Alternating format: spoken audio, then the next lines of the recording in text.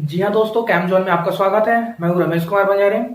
पिछले क्लास में हम देखे थे एलएस कपलिंग्स और आप लोगों का ऑर्गर डायग्राम कि किस प्रकार से जब एलएस कपलिंग हम वेरीफाई करते हैं, वहां पे डिटरमाइन करते हैं, तभी हम ऑर्गर डायग्राम को हम लोग डिटरमाइन कर सकते हैं। तो सबसे पहले हमको क्या पता होनी चाहिए थी, एलएस कपलिंग पता होना था कि किस प्रकार से एलएस कपलिंग हमको क्या करना है, वहां पे निकालना होता है। उसी प्रकार से हम क्या कर सकते हैं, आगे ऑर्गर डायग्राम हम क्या कर सकते हैं, वहां पे निकाल सकते हैं। तो आज हम देखेंगे, उस समय आप लोगों को बताया था कि नॉर्मल एग्जाम्पल के बेस बताया था, जैसे कि बहुत सारे एग्जाम्पल्स होते हैं डी के फॉर्म में होते हैं। तो आज देखेंगे हम लोग कॉम्प्लेक्स के फॉर्म में। ठीक है, जो नॉर्मल कॉम्प्लेक्स जो होते हैं, जैसे कि जनरली मैं बता दूं आप लोगों को, एक एग्जांपल के तौर पे लेते हैं। ठीक है, नॉर्मल एग्जांपल लेते हैं आज आप लोगों का, जैसे कि D6 के फॉर्म में लेते हैं। ठीक है, D6 के फॉर्म में अगर हम लोग लेते हैं, ठीक है, हमारे पास क्या है, एग्जांपल है D6। तो आप लोग जानते हैं कि किस प्रकार से क्या होती है, ऑर्बिटल्स में स्प्लिटिंग्स होती है। जैसे कि क्या हो गया हमारे पास, ये एस ऑर्बिटल्स में, ठीक है, एस ऑर्बिटल्स क्या होता है, पी ऑर्बिटल्स क्या होता है, डी ऑर्बिटल्स क्या होते हैं, एफ ऑर्बिटल्स और जी ऑर्बिटल्स। और इन सब में किस प्रकार से क्या होती है, स्प्लिटिंग्स होती है। मैं पहले भी आप लोगों को बता चुका हूँ फर्स्ट लेक्चर में कि एस ऑर्बिटल में क्या होती है, स्प्लिटिंग नहीं होती है। एंड आप लोग का पी ऑर्बिटल में भी स्प्लिटिंग नहीं होती है। डी में अलाउ होता है स्प्लिटिंग, एफ में अलाउ होता है, और जी में क्या होती है, हमारे पास ये अलाउ होते हैं स्प्लिटिंग्स इसमें। ठीक है, तो किस प्रकार से स्प्लिटिंग होती है, इस प्रकार से होते हैं। ठीक है, पहले भी आप लोगों को बता चुके हैं। तो आगे हम लोग देखेंगे, जैसे कि एग्जांपल के तौर पे मैं ले रहा हूं यहाँ पे D6। ठीक है, मींस डी ऑर्बिटल में 6 इलेक्ट्रॉन्स ले रहे हैं, तो किस प्रकार से होगा ध्यान दीजिएगा। ठीक है, और हाँ, इसमें क्या करेंगे हम लोग, दोनों फॉर्म निकालेंगे। फर्स्ट निकालेंगे हम लोग कौन सा, ऑक्टाहेड्रल्स। ठीक है, सेकेंड फॉर्म निकालेंगे हम लोग टेट्राहेड्रल्स। ठीक है, दोनों फॉर्म को हम लोग यहाँ पे कैलकुलेट करेंगे। तो यहाँ पे देखेंगे D6 के फॉर्म में, आगे आप लोगों को मैं कॉम्प्लेक्स फॉर्म में भी बताऊंगा। तो यहाँ पे क्या देखेंगे, नॉर्मली D6 के फॉर्म में कि क्या होता है D6 ऑर्बिटल्स के इलेक्ट्रॉन्स में। ठीक है, 1 2 3 4, 1 2 3 4 5 ऑर्बिटल्स हो गए। अब इसको हम लोग नॉमेनक्लेचर करेंगे इसका, जैसे कि क्या होगा हमारे पास, इसकी वैल्यू 0 होती है, -1 -2, देन +1 +2। ठीक है, इस प्रकार से हम इसको लिखते हैं, शो करते हैं। तो देखेंगे D6 इलेक्ट्रॉन्स है, कौन कौन से इलेक्ट्रॉन्स होगा, 1 2 3 4 5 एंड 6 इलेक्ट्रॉन्स। ठीक है, तो हमारे पास क्या हो गया, हमारे पास 6 इलेक्ट्रॉन्स यहाँ पे फिलअप किए। तो हमको क्या क्या निकालना है, हमारे पास यहाँ पे L की वैल्यू एंड देन S की वैल्यू हमको यहाँ पे पुट करना है, हमको यहाँ पे S की वैल्यू निकालना है। तो L की वैल्यू किस प्रकार से निकालेंगे, जैसे कि हम लोग सब जानते हैं 0 1 2 3 4। ठीक है, 0 को क्या बोला जाता है, S P D F G. ठीक है, इस तरह से क्या होते हैं, बहुत सारे ऑप्शंस होते हैं ईटीसी। ठीक है, तो उस वैल्यू को निकालेंगे हम लोग, उसका एस की वैल्यू निकालेंगे। एस की वैल्यू क्या होती है, प्लस अप माइनस अप होती है, तो वो इलेक्ट्रॉन्स के बेस से रहेंगे। जैसे कि आप देखिएगा हमारे पास कितने इलेक्ट्रॉन्स प्रेजेंट है, जितने हमारे पास यहाँ पे इलेक्ट्रॉन्स प्रेजेंट है, तो उसी इलेक्ट्रॉन्स के बेस से अगर हम लोग देखें तो क्या हो जाएगा हमारे पास, सबसे पहले निकालते हैं हम लोग किसकी वैल्यू, एल की वैल्यू। एल की वैल्यू निकालेंगे तो सबसे पहले क्या करना पड़ेगा, हमको मेंटेन करना पड़ेगा ऑर्बिटल्स में इलेक्ट्रॉन्स कितने कितने हैं बोल के। ठीक है, जैसे 0 में ऑर्बिटल्स प्रेजेंट है तो 0 को तो हम लोग काउंट ही नहीं करेंगे, इसकी वैल्यू क्या मानेंगे हम लोग, 0 ही मानेंगे। 0 है तो 0 ही मानेंगे इसको हम लोग। ठीक है, तो -1 में 1 इलेक्ट्रॉन्स है, +1 में 1 इलेक्ट्रॉन्स है, तो ये वैल्यू क्या हो जाएगी, यहाँ पास ये कैंसिल हो जाएगी ये वैल्यू। ठीक है, मतलब वहां पे क्या होगा, प्लस माइनस कैंसिल, मतलब उसकी वैल्यू 0 होगी वहां पे। यहाँ पे -2 में 1 इलेक्ट्रॉन्स है, लेकिन +2 में 2 इलेक्ट्रॉन्स है, तो क्या करेंगे, इसका एक इलेक्ट्रॉन हम क्या करेंगे, यहाँ पे कैंसिल करेंगे, और एक इलेक्ट्रॉन क्या रहेगा वहां पे बचा रहेगा। इस प्रकार से क्या रहेगा, एक इलेक्ट्रॉन इसमें बचे रहेंगे। तो हम निकाल सकते हैं यहाँ पे। अब देखेंगे हम यहाँ पे एल की वैल्यू जो होगी, यहाँ पे सभी की वैल्यू 0 होगी, तो क्या बचा, +2 में सिर्फ एक ही इलेक्ट्रॉन बचे, तो एल की वैल्यू क्या हो जाएगी हमारे पास, इसकी वैल्यू हो जाएगी 2। ठीक है, एल की वैल्यू क्या हो जाएगा हमारे पास, इसकी वैल्यू हो जाएगी +2 एल की वैल्यू। देन एस की वैल्यू अगर हम लोग यहाँ पे निकालते हैं, ठीक है, ये हमारे पास +2 किसकी वैल्यू होगी, एल की वैल्यू होगी। अब देखेंगे हम लोग एस की वैल्यू, मतलब प्लस आप माइनस आप वहां पे वैल्यू निकालेंगे तो क्या हो जाएगा, तो यहाँ पास निकाल रहा हूं मैं इसका। ठीक है, इसकी वैल्यू क्या है, plus half then minus half, दोनों इलेक्ट्रॉन्स है इसमें, एक क्लॉकवाइज भी है, एक एंटी क्लॉकवाइज भी है। अब यहाँ पे देखेंगे इस इलेक्ट्रॉन्स में, तो इस इलेक्ट्रॉन्स में क्या हो जाएगी, ये सिर्फ क्लॉकवाइज है तो इसकी वैल्यू हो जाएगी प्लस हाफ। यहाँ पे भी क्लॉकवाइज है तो इसकी वैल्यू हो जाएगी प्लस हाफ। ये भी क्लॉकवाइज है तो इसकी वैल्यू भी क्या हो जाएगी आप लोग की प्लस हाफ, और ये भी क्या हो जाएगी, इसकी इलेक्ट्रॉन्स की वैल्यू क्या हो जाएगी, प्लस हाफ हो जाएगी। तो ये क्या होगा, प्लस हाफ माइनस हाफ, इसकी वैल्यू हो जाएगी 0। ठीक है, plus of minus of cancel, इसकी वैल्यू 0 होगी। तो ये क्या होगा हमारे पास, ये वैल्यू दोनों को पुट करेंगे तो क्या हो जाएगा 1, और इन दोनों को वैल्यू करेंगे तो 1। ठीक है, तो टोटल वैल्यू क्या हो जाएगी, इसकी वैल्यू 2। ठीक है, तो एस की वैल्यू क्या हो जाएगी हमारे पास, ये जो एस की वैल्यू है उसकी वैल्यू हो जाएगी 2, एस की वैल्यू 2 हो जाएगी। तो हम स्पिन मल्टीप्लिसिटी देखेंगे यहाँ पे, ठीक है,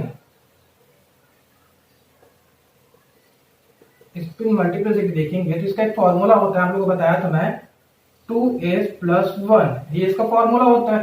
तो s की वैल्यू हम लोग रखेंगे, s की वैल्यू क्या हमारे पास 2 है, ठीक है, ये s की वैल्यू है तो क्या हो जाएगा हमारे पास 2 इंटू 2, पहले से है, x की वैल्यू यहाँ पे पुट करेंगे +1, ठीक है, तो क्या हो जाएगा 2 2 4 और 1 5, ठीक है, मतलब स्पिन मल्टीप्लिसिटी की वैल्यू क्या हो गया हमारे पास 5 आएगी। अब देखेंगे हमारे पास ये एल की वैल्यू, ठीक है, एस की वैल्यू हम निकाल चुके, स्पिन मल्टीप्लिसिटी निकाल चुके और एल की वैल्यू भी निकाल चुके, तो एल की वैल्यू क्या हमारे पास +2 है। अब देखिए +2 कहां है, ये देखिए 2, ठीक है, 2 ये है, तो 2 की वैल्यू क्या हो रही है हमारे पास, ठीक है, ये 2 हो गया हमारे पास, तो इसकी वैल्यू क्या है डी, डी मतलब कौन सा है, ये वाली, ठीक है, डी हमारे पास ये है, तो डी की वैल्यू क्या होती है, 2 भागों में स्प्लिटिंग होती है वो, तो ध्यान दीजिएगा किस प्रकार से स्प्लिटिंग होगी।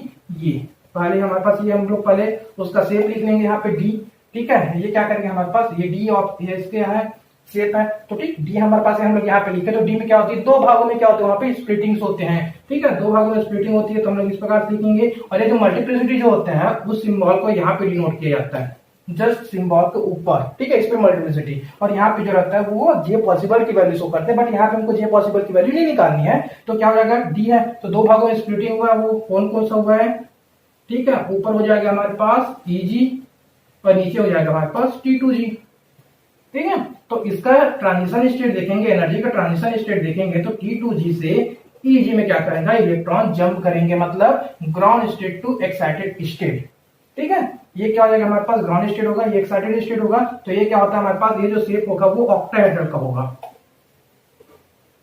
ठीक है, ये शेप क्या कहलाएगा, ऑक्टाहेड्रल का कहलाएगा। उसी में मैं देखूं नेक्स्ट तो क्या हो जाएगा वो टेट्राहेड्रल, मतलब इसको जस्ट अपोजिट, ठीक है, नीचे आ जाएगा आप लोग का Eg, ऊपर चला जाएगा आप लोग का T2G। इसमें क्या होता है, Eg जो रहता है पहले एक्साइटेड स्टेट में रहता है, बट टेट्राहेड्रल के फॉर्म में देखें तो क्या होता है वह जस्ट उसके अपोजिट हो जाता है, मतलब क्या हो जाएगा वहां पे ये Eg नीचे आ जाएगा और T2G ऊपर चले जाएगा, मतलब इसका एनर्जी लेवल क्या हो जाएगा वहां पे कम हो जाएगी और इसका एनर्जी लेवल क्या हो जाएगा वहां पे बढ़ जाएगी। तो इस प्रकार से क्या होती है, इसमें ट्रांजिशन पाए जाते हैं। तो इसमें क्या ट्रांजिशन हो गया हमारे पास Eg, देन क्या हो जाएगा हमारे पास T2G, 2 प्रकार के क्या होते हैं इसमें ट्रांजिशन होते हैं। ये ऑक्टाहेड्रल था, ये क्या लगा आप लोग का टेट्राहेड्रल,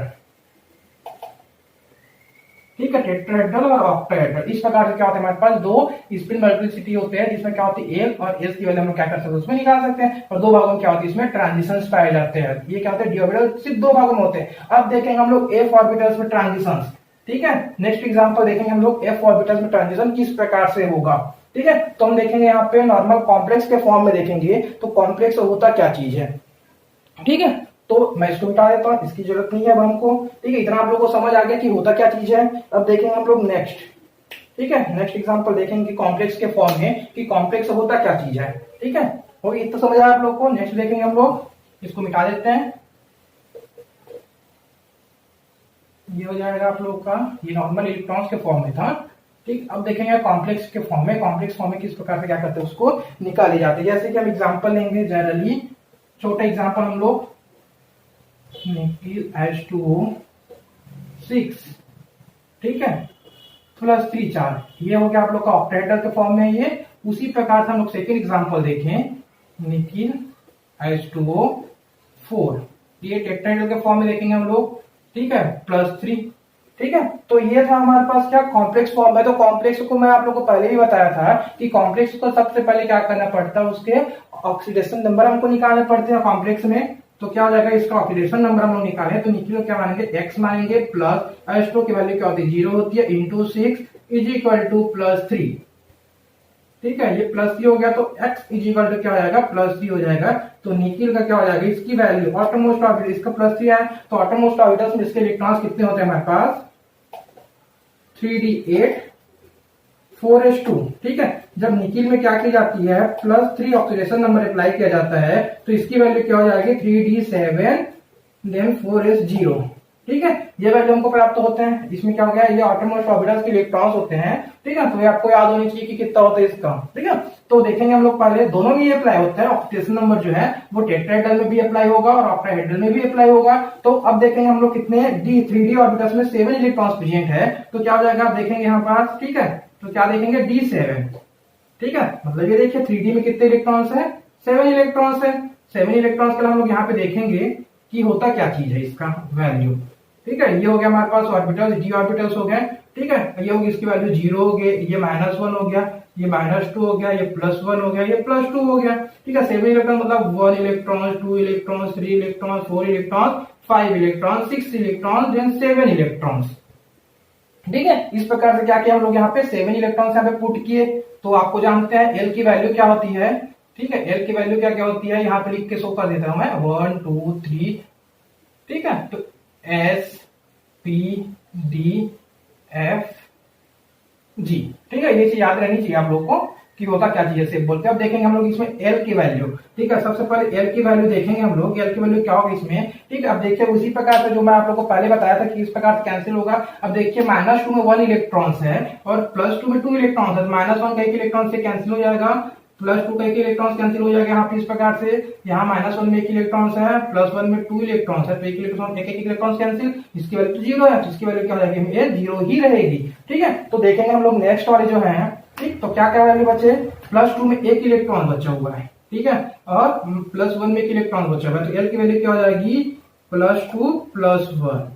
ठीक है, तो क्या हो जाएगा हमारे पास +3, ये वैल्यू हुआ। तो 3 के देखेंगे हम लोग ये।